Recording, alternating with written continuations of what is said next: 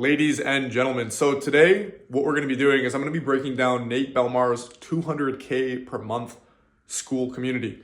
So this guy's pulling in roughly 200K, to be exact, it's about 193,000 a month simply through school. What I'm going to be doing is breaking down his entire strategy, how he's gotten to the point where he's able to make this much money, and how you, if you follow the steps in this video, can potentially do the same for yourself. So I'm a digital marketer, so I'm going to look at this from a marketing point of view and a how can I replicate this for another fitness coach or someone who wants to start a school community by themselves, okay, from a marketing point of view. So if you're a fitness coach, if you're someone looking to scale a school community, watch this video. This is going to be a really insightful video that's going to break down his strategy and how you can apply it for yourself. All right, ladies and gentlemen, so today I'm going to be talking about Nate Belmar's school community. This is going to be a very interesting video because I'm going to pretty much break down his funnel. I'm going to break down how he was able to scale to 8,800 people who were each paying him about $22 a month, which totals pretty much just shy of $200,000 a month, which is awesome.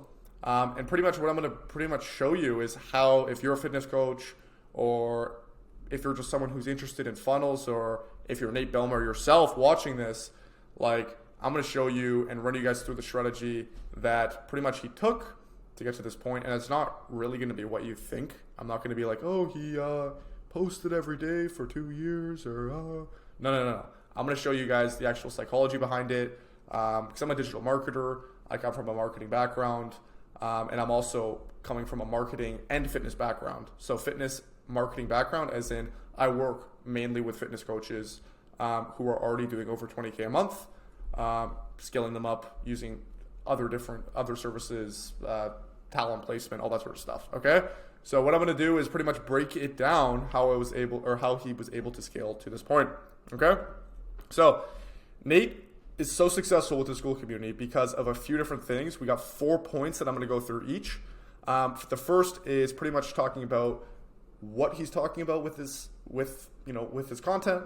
Second is going to be talking about how he was able to leverage an audience. Third is channeling an audience to monetization. And then fourth is how to improve on that model. Okay, so let's start with the actual, like what he's talking about in his content, how he's talking, what he's doing with his content. Is he saying this? Is he saying this, etc.? Okay, so pretty much with Nate Belmar, what made him so successful is he built this sort of buzz, okay, in the health and entrepreneurship space, okay? He built this buzz because he took the approach of leveraging unique insights, okay? So pretty much if you go on or just look up his name on YouTube, for example, this podcast comes up. Nate Belmar exposes health secrets, okay? Even if you go on Belmar Dojo, he's always talking about secrets, strategies, things that people don't know that you need to know, okay? So pretty much the approach that he takes that's so different is he leverages unique insights, okay? And more precise, useful insights, okay? And this is a concept actually that Peter Thiel, who's the founder of PayPal, talks a lot about in his book 0 to 1, and which I'm going to get into a little bit later, but he leverages these unique, useful insights. Okay, pretty much what he does is he shares these secrets, so these unique, useful insights about health, longevity, and fitness. Okay, and pretty much because he is sharing these unique insights, these secrets, he gains a level of status and he gains a level of authority. Okay, let's say I came to you and I said, hey, if you write with this pen, it's going to make you $200 million. I didn't invent the pen, but I showed you the pen. I am still bringing that to your attention. I'm going to get a lot of status from your point of view because I just showed you it. Okay? So a lot of the time, it's not the founder that gets the status or the recognition. It's the person who presents it to the purchaser, the buyer of that product. Okay? So pretty much what he's doing is he is obviously not like finding these, inventing these health secrets. He's kind of a founder for these health secrets. He's collecting them. He's like, oh, you should use this thing. You should use this. You shouldn't do this. And he's getting all of this useful information and sharing it to his audience. Pretty much what he's doing is he's constantly looking for these health secrets. So he's in Asia, he's traveling here, he's doing this, he's in this city, whatever. And what he's doing is he is gathering these secrets and presenting it to his audience, giving him status, giving him an authority frame. Okay? And then last point, people don't really follow him for his lifestyle. Oh, I want to see his Lamborghini or his McLaren. No. People follow him from the secrets he gains from his lifestyle.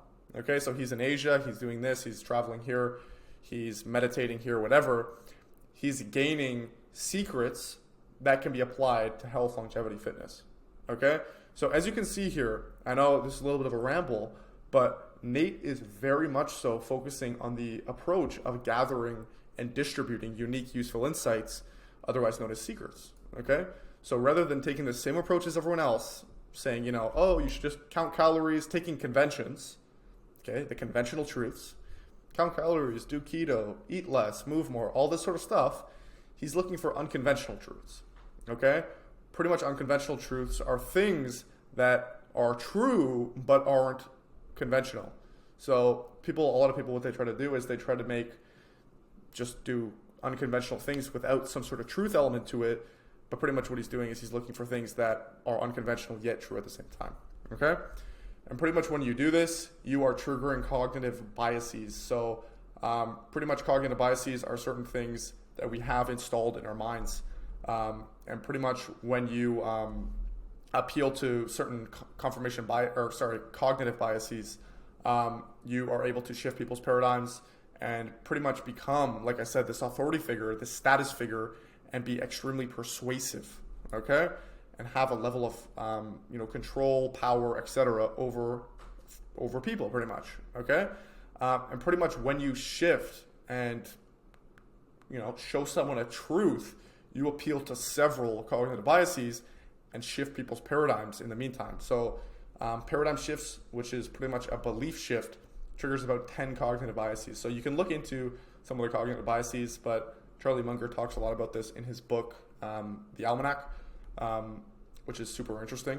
But this is kind of how you can kind of see you need to take an approach of sharing unique, useful insights, sharing secrets, okay, to actually gain a level of authority and status. And as you can see, over time, you can zoom in here a little bit too, over time, every 10 or so years, paradigm shift is about doubling. Okay, so that's an exponential graph into the future, and pretty much what we can see is there's so many more secrets constantly being found in science and health, physics, whatever, all this sort of stuff. And if you're able to tap into the shift, discover some of these truths that are unconventional that people don't know, then you can capitalize on that and gain authority for your own purposes. Okay. And then now we're going to jump into Peter Thiel a little bit because he talks a lot about sharing unique, useful insights and how this can potentially help you pretty much scale. Okay, so Peter Thiel, who's the founder of PayPal with Elon Musk, he has this book called 0 to 1, and he pretty much talks about the importance of having unique, useful insights. Okay, pretty much what he states is he asks the question of what is something that everyone believes to be false that is true. Okay, what is something that everyone thinks, okay, this is wrong, but as a fact that it is true. Okay, pretty much every one of today's most famous and familiar ideas was once unknown and unsuspected. The mathematical relationship between a triangle's sides, for example, was secret for millennia. Pythagoras had to think hard to discover it. If you wanted in on Pythagoras' new theory, joining his strange vegetarian cult was the best way to learn about it. Today, his geometry has become a convention, so something that is commonly accepted. A simple truth that we teach to grade schoolers. A conventional truth can be important. It's essential to learn elementary mathematics, for example, but it won't give you an edge. It's not a secret. Okay? So what important truth is a contrarian question? What important truth do very few people agree with you on? Okay? Because if we already understand as much of the natural world as we ever will, if all of today's conventional ideas are already enlightened, and if everything, conventions, secrets, mysteries, easy, hard, impossible, has already been done, then there are no good answers. Contrarian thinking doesn't make any sense unless the world still has secrets left to give up, which there is. Like I showed up here, paradigms are always being shifted and there's always new truths being discovered. Okay, so pretty much on this chart right here, you can see there's conventions, there's secrets, and there's mysteries. The goal is not to find a mystery or a conspiracy theory or something that you just can't prove for the life of you. Oh, Area 51 has aliens. Okay, cool. You can't, sure, whatever, show me a document from 1950s, whatever. But it's very difficult to prove, okay? And then a convention, on the other hand, for example, this can is made out of metal. Okay, awesome. I just know that already. You're sharing me information that I already know, and you're regurgitating the same thing the marketplace has shown. But in the middle of these two, there is it's kind of a balance point where you have secrets, okay? And these secrets are not easy to prove, and they're not impossible to prove, but they're hard to prove, okay? And that's where you should strive towards when you are creating content, when you are scaling business, when you are trying to gain a level of status and authority. And this is exactly where Nate comes in. He's not coming in and saying something that's crazy, out there, super difficult to prove. That'd be preposterous. He's not saying something that's a convention like, oh, you should just eat less if you want to lose weight. Well, no shit, law of thermodynamics, obviously. But he's coming in with a secret. He's coming in with something that is not commonly accepted, but not a mystery. Okay? So, for example, our goal when entering a marketplace is not to provide conventions. This strategy is only useful when you are providing a commoditized service. So let's say you are in farming or natural resources or trades, for example, like you're a carpenter or whatever. These industries are heavily commoditized. So what happens is the lowest bidder who can push the most volume will most likely win. There are basic conventions in these industries that most likely cannot be permeated. So if you're in a commoditized space, like any of these, you can't come in and say, oh, in order to build a house, you have to use this special stone that's made out of this crazy glow in the dark. You know what I mean? Like a lot of the commoditized service spaces, you can't really provide a level of secret or mystery to it because it's commoditized. The lowest bidder will most likely win. Okay, or who can push the most volume with the lowest bid. But when we enter a marketplace that isn't heavily commoditized, our goal is to provide secrets that aren't impossible to prove.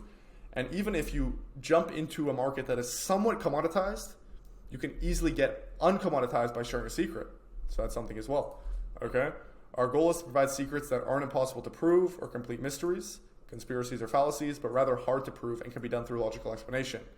Nate built his business around sourcing these unique insights and presenting them to his audience, okay? So recall the business version of our contrarian question, what valuable company is no one building? Every correct answer is necessarily a secret. Something important and unknown, something hard to do but doable. If there are many secrets left in the world, there are probably many world-changing things yet to be done. Okay? So there are so many secrets out there, and people just try to take like a lot of fitness coaches as well. If you're watching this and maybe you're a fitness coach yourself, I know a lot of you guys just think, oh, okay, I have to post, for example. And you get on social media and you just say, hey, count calories. Download MyFitnessPal, count calories. Okay? And everyone knows this. Like, this is not crazy different. And then you wonder, after doing that for a little bit, why you've fallen into the commoditization trap and you have to charge a lot less than you want to charge, and you just have clients disrespecting you, etc. Okay? So there are secrets left to be found, and your job as a business owner, even if you're not even in fitness, even if you're not wanting to start a community, sourcing these valuable secrets is extremely important. Okay? Because pretty much you can see that the media, the schooling system, etc., they've pretty much all brainwashed us, the government, whatever. They've brainwashed us to believe that there are no more secrets out there to be discovered. Okay? Like, this is how to make money. Go to school, get a job, etc. Like, this is the path to make money. There's no other way to make money. You got to go to school. Okay? This is how math works. It's a fact. Don't question it. Just learn the system that is laid out before you. I was in med school. Okay? So I was a pre-med student in med school. So I understand this. This is the path. Learn the path. Don't question the curriculum. This is the curriculum. You can't question the curriculum. It's taught by people who are way smarter than you, so just listen. Okay? And then this is how to communicate, right? You were given a language at birth. You were given how to write, how to speak. Okay? And pretty much everything, this agenda, the world influences your nation, society, and then your society influences your neighborhood community. Community influences your friends and family influence you. Okay, so it all kind of connects together. And pretty much they've all brainwashed us to believe that there's no more secrets, that everything is a convention, that it's super difficult to find anything that is outside of the box. And what you have to do is just provide conventions, and that's pretty much it. So the world has brainwashed us, even me, myself. Like, I was like, oh, in order to make money, I have to become a doctor. I have to go to med school, okay? And then now, obviously not, okay? So pretty much, how must you see the world if you don't believe in secrets? You'd have to believe we already solved all the great questions. If today's conventions are correct, we can afford to be smug and complacent. God's in his heaven, all's right with the world, okay? So there are always secrets to be discovered. And the thing that Nate does great about this is he's always looking and discovering and trying to push these secrets to the forefront, okay? What happens when a company actually stops believing in these secrets? So the company HP, Hewlett Packard, which is HP, pretty much what they did is in 1990, the company was worth about $9 billion. Then came a decade of invention, okay? So in 1991, HP released the DeskJet, the world's first affordable color printer. In 1993, it launched the OmniBook, one of the first super portable laptops. The next year, HP released the OfficeJet, which is the world's first all-in-one printer/fax copier. And pretty much this massive expansion paid off. So pretty much from the year 1990 to the mid-2000s, HP was worth about $135 billion. So take that in. They went from a market cap of about $9 billion to about $135 billion. Okay? Crazy. But pretty much what happened is, starting in late 1999, when HP introduced a new branding campaign around the imperative to invent, it stopped inventing things, discovering secrets, discovering unique, useful insights, etc. And then in 2001, the company launched HP Services, which is a glorified consulting and support shop. In 2002, HP merged with Compaq because it didn't know what else to do. By 2005, the company's market cap plunged to $70 billion, roughly half of what it had been just 5 years earlier. Okay? So pretty much, as you can see, HP, they scaled because they were looking for these secrets. They were trying to invent. They were trying to innovate. They put that on the forefront of their priorities. Okay? And then late 90s, early 2000s, they were like, let's stop. Let's do some consulting, whatever. Stop inventing things. Just give conventions away. And then what happened? Their business, they lose half the business. Okay? So this explanation should show you that, exactly why unique insights and inventing on truths is the only way to differentiate. So you may say, Ashton, oh my God, I've been watching this for fucking 15 minutes. Can you shut up about discovering secrets? Can you shut up about, I get it. I have to find things to talk about that no one else is talking about. Okay? But this is the most important concept of this entire video.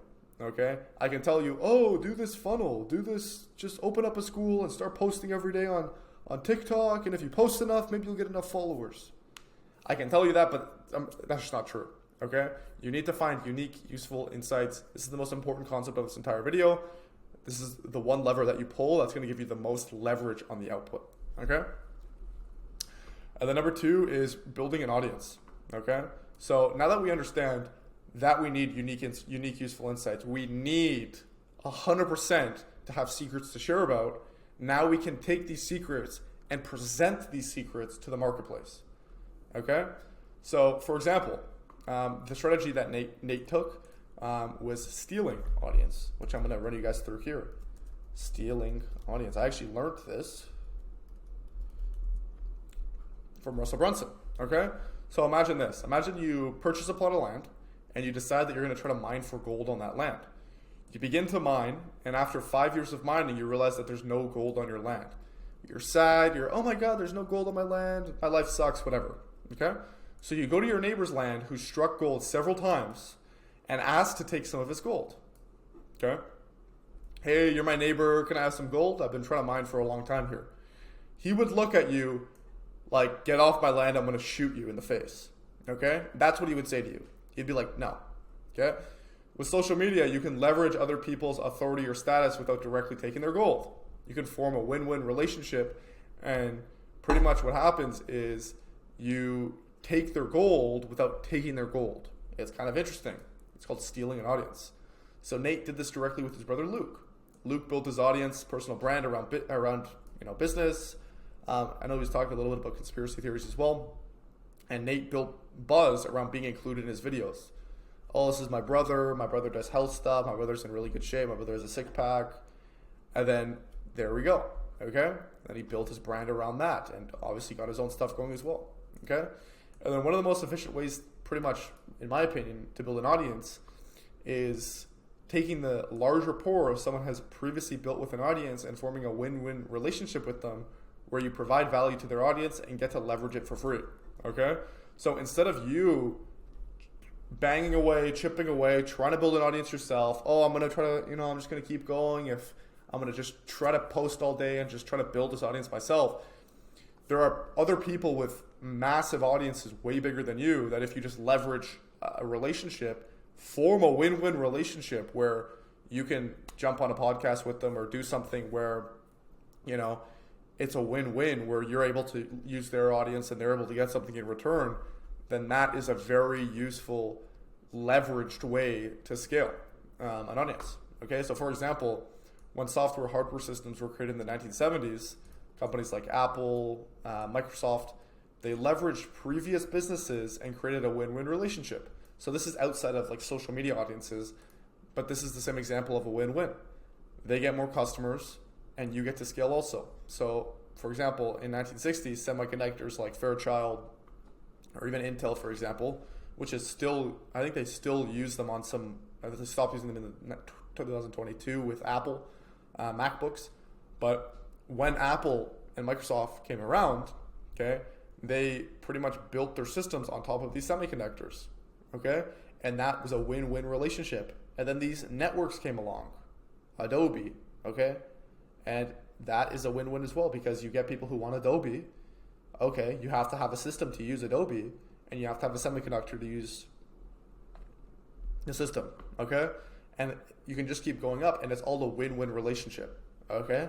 So when you are pretty much doing this, when you're trying to steal an audience, you have to form a win-win relationship that is leveraged. And Nate did this beautifully with his brother Luke, okay? Obviously, it's his brother, so there's different kind of rapport there, but there's many ways to do this online. So as you see online nowadays, many people are doing podcasting, getting popular names on their podcast. This is a strategy where you interview them and then you get to leverage their audience and their name and their status already. So guys like Chris Williamson pretty much have built a massive audience leveraging some of the most in-demand names in the world.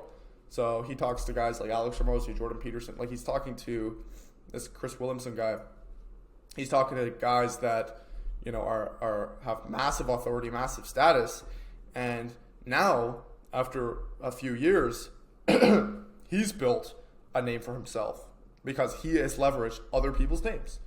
So Nate pretty much did this, shared his unique insights with this stolen audience. When Luke was building, he got in there and shared this as well. Okay, and also just off topic as well. Nate took a very interesting approach because he was in Luke's videos, but he wasn't the main star of these videos. He was kind of behind the scenes, and he wasn't super. He wasn't focal. But there's a quote from this book that I read called Persuasion, and pretty much in this book, what it talks about is what's focal is casual. So, for example, if Luke is the star of the show, it becomes casual, and then Nate is not focal. It's like, oh, okay, curiosity, what's going on with Nate? And then I go watch one of Nate's live streams that I can't rewatch of him talking about this crazy herb, crazy spice, crazy thing to do for health. Now there's a level of scarcity there, and now I'm intrigued. Do you see how that works as well? Awesome. Okay, so pretty much he took this strategy, shared these unique insights with this stolen audience. And then after a few years, he channeled this power. Okay? So pretty much what happens, Energy can never be created or destroyed. It can only be channeled. So let's say I punch something. I am putting kinetic force into something else. Okay? So this hand is absorbing the force of this. Okay? It's not just going from energy to zero. It's getting transmuted. Calories. I drink this, which has sugar in it. There's energy in sugar. Energy powers me. And then I breathe out carbon dioxide, and it's all a cycle. Okay? So the same with this. Nate has built up a bunch of energy, and now he's able to transmute that energy into monetization through Skool. Okay? So pretty much what happened is he started a Skool and channeled all of the energy into this. So pretty much we're sharing more unique insights. And you can also even put a level of scarcity on those unique insights by pretty much saying, hey, like you've heard some of the stuff that I've talked about before. This community is only for people who are wanting the most secret stuff. That's it. And people are like, oh my God, yes, buy, instant. Okay? Cool. So pretty much what most people do, because I've started several Skool communities myself, not even just Skool communities, but communities in general, fitness communities that have scaled to 6 figures a month as well. And pretty much what most people do when they start a Skool or a community or whatever is they make the best community with the best videos, the best course material, the best product, okay? And pretty much what they do is they put that link in their bio and try to drive their small audience to this. Hey, join my free Skool. And they'll even make it free. Hey, join my free Skool community. Okay? And then they'll make it free or they'll charge low ticket. And then what happens is people will be not engaged in there or they'll just simply churn. Okay? Have a really high churn rate with lots of uncommitted customers and barely any customers, or even barely any customers. So pretty much what happens is the lowest paying customers are always the most demanding. They're the ones who, are not satisfied, the ones who are the least committed. Okay? So this is what most people do when it comes to Skool. So it's not a bad thing because you can make a lot of money with it. Sure, like Nate, sure, 190 whatever $1,000. But you get a lot of people who churn, and you're going to have to push a lot of volume constantly and replace the churn constantly. I wouldn't be surprised if Nate has like an over a 25% churn rate on a monthly basis. I wouldn't be surprised. Even at $22 a month. Okay? So the direct lever, what most people think is they're just going to start a Skool community, make $100K a month. Your success with Skool is not built on the back of Skool. It is built on the back of the size of your committed audience and if you share unique, useful insights. Okay? So this is the lever of Skool growth. Pretty much your audience is directly correlated to your Skool success. Okay? Your audience and obviously the level of insights you share. If you are 5K a month, making, let's say 5K a month, you have like a little bit of followers and you're just like, oh, I'm going to make a Skool community. That's a total waste of time. Okay? You're not going to build an audience from no audience, if that makes sense. Okay? So I was recently on a call with a guy who has over 600K on Instagram. He told me he was making about 5 to 10K a month, which is, when he told me that was crazy. And then on the other hand, I have a combined following of over 2,000 followers and I'm making 5 to 7 times more than him. Why? It's because A, I have to share unique, useful insights, and B, build an audience of committed followers, buzz around that. So you can even launch a community with an audience, but even if you don't have unique, useful insights, it's going to be pointless.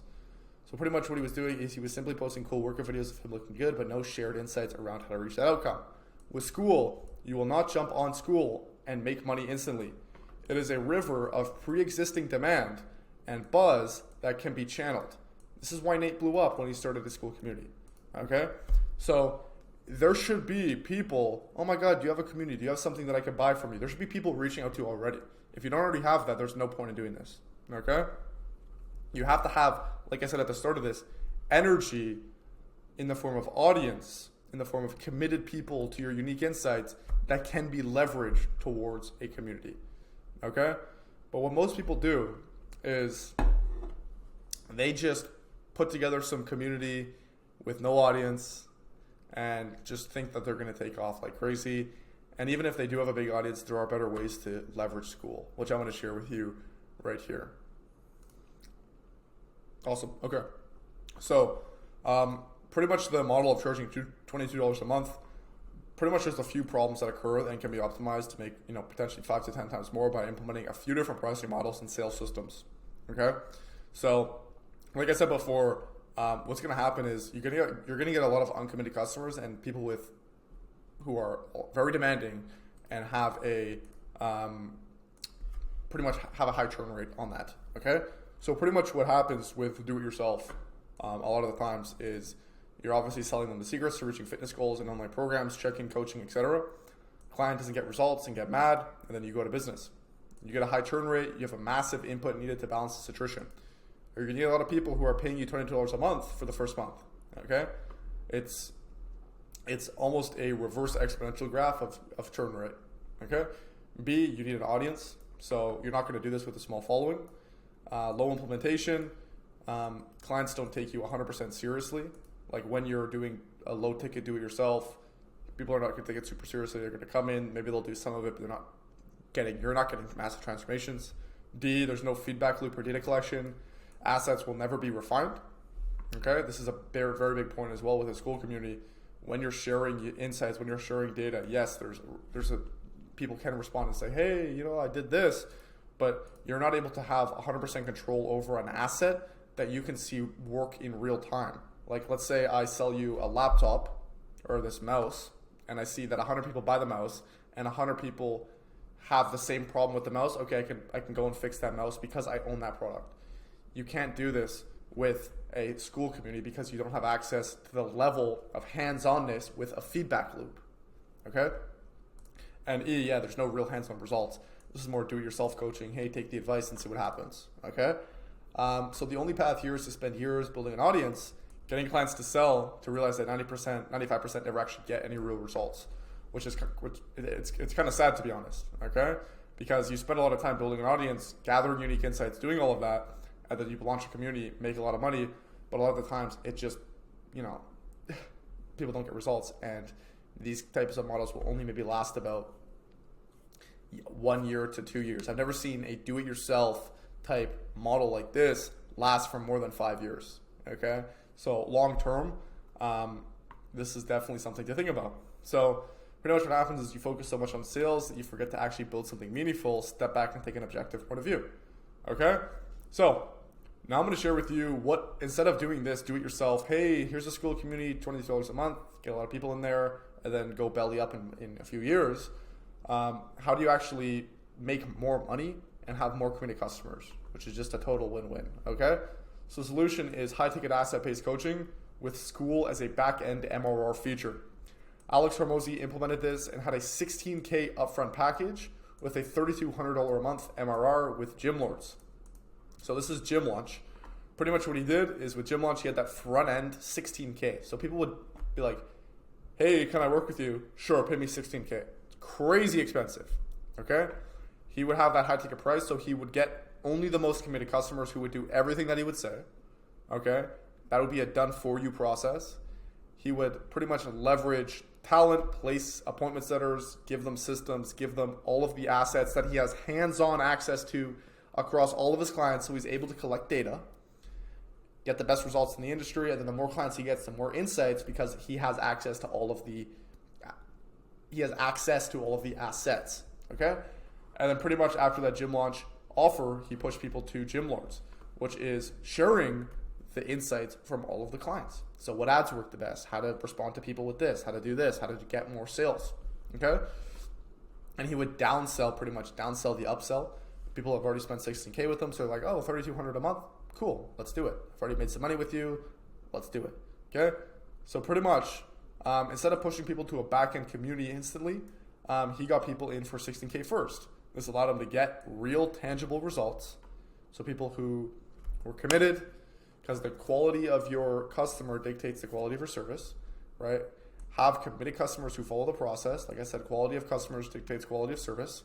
And C, gain massive insights and collect data in real time. So he has access to, for example, like in my company right now, across my clients, I have access to all of their tracking sheets. So I can see, oh my God, here are all of I have access to all of their assets. Are all the assets working? Why aren't they working? Why are they working? Okay? with a do-it-yourself, here's some advice, you're not able to get that level of hands-onness.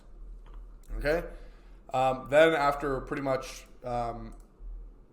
he's gained tons of report and collected data from each client, he put them in a community, selling the data and insights to the others looking to see what is working amongst the 500 to 1,000 others. This is 500, he apparently had 1,000 people paying him $3,200 a month. He said 500, he's 1,000. I don't even know what to believe. I think it's more closer to 1,000, but he had 1,000 people paying him $3,200 a month, which is crazy.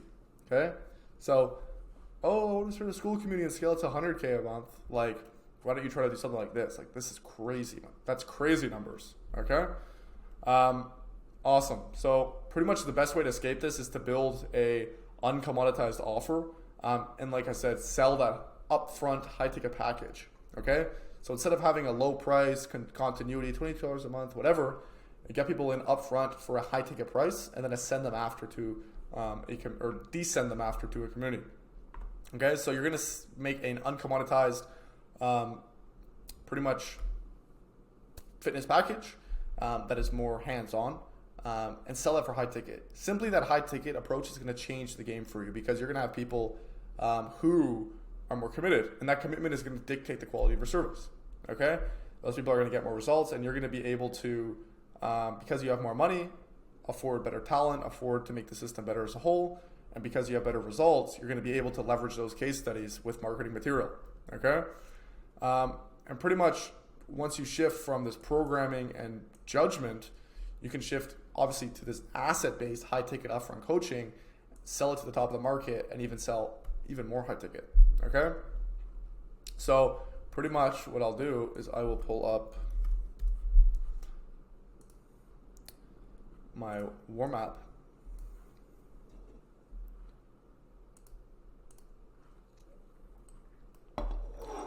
And pretty much the process that I follow with my clients is we get customers, we get eyeballs, we nurture these eyeballs, we onboard these eyeballs for high ticket, obviously, and then after we ascend them to an MRR, okay? So we never start, it'd be illogical to start with that, okay? Because when we're starting with MRR, we're pretty much shooting ourselves in the foot, okay? We're getting people who stay for a month or two, we're losing rapport with our audience, we're making less money, we're getting less client results. It's just a total lose down the board.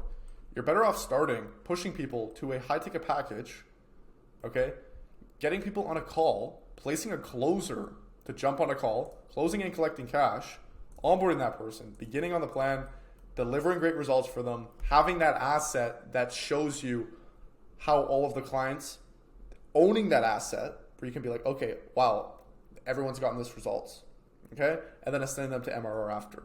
It's almost like owning Lemlist rather than being a user within Lemlist, or owning HubSpot rather than being a user within HubSpot, okay? You're able to see all of the data and sell that data, okay?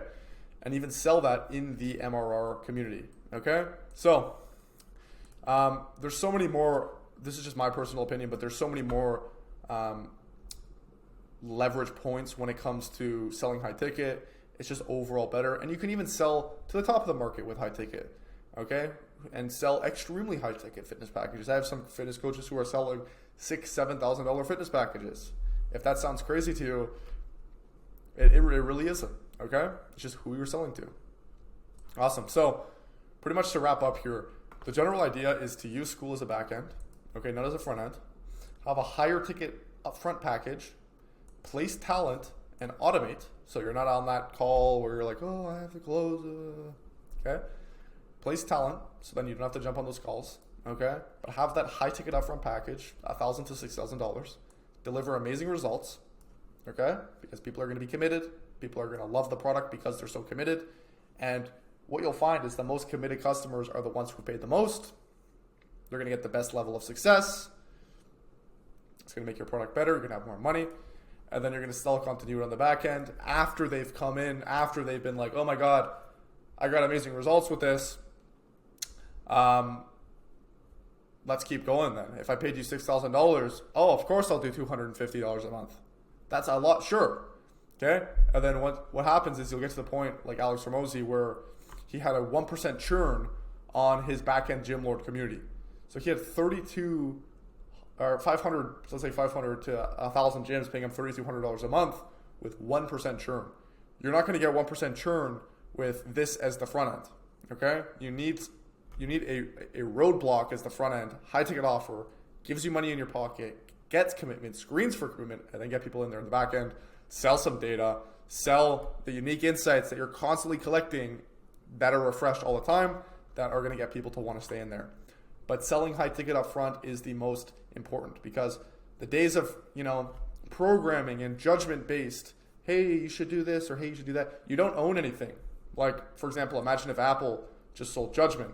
Hey, here's how to build this laptop. Hey, here's how to build this phone. They would suck. Instead, they bottled up their judgment and put it in an asset. Here is the asset to use. Okay?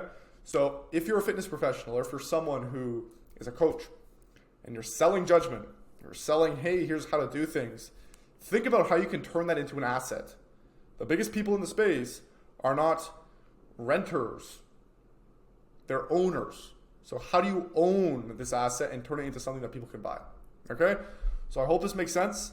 I hope this breakdown made sense regarding Nate, regarding school communities in general, regarding how he was able to get so successful.